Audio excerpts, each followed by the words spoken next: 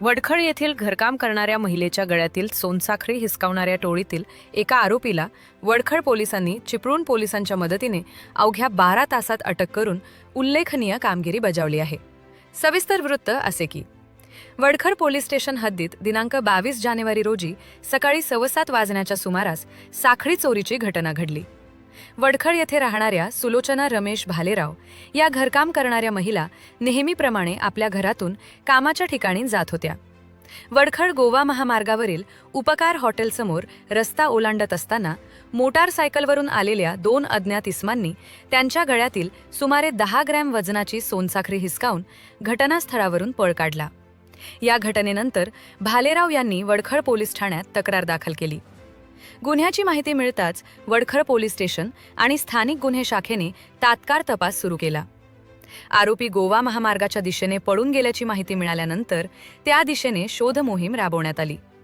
तपासादरम्यान Chiplun police station, Savardi police station तसेच रत्नागिरी स्थानिक गुन्हे शाखेची मदत घेण्यात आली। संयुक्त कारवाईत या गुन्ह्यातील एक आरोपी आतिफ मोबिन अन्सारी, राहणार सांताक्रूज, मूळ राहणार उत्तर प्रदेशचा, याला ताब्यात घेऊन अटक करण्यात आली। आरोपीकडून चोरीत वापरण्यात आलेली चोरीची पल्सर मोटारसायकलही जप्त करण्यात आली आहे।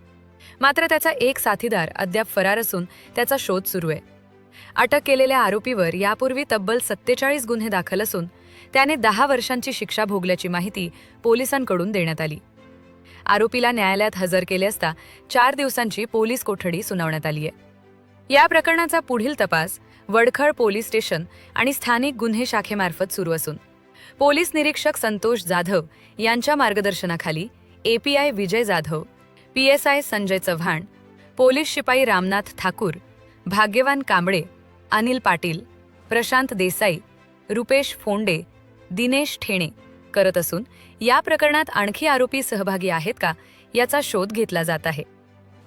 वडखळ पोलीस स्टेशन हद्दीमध्ये दिनांक 22/1/2026 रोजी सकाळी 7:15 वाजताच्या सुमारास वडखळमध्ये राहणाऱ्या एक महिला आहेत, सुलोचना रमेश भालेराव, त्या घरकामाचं काम करतात।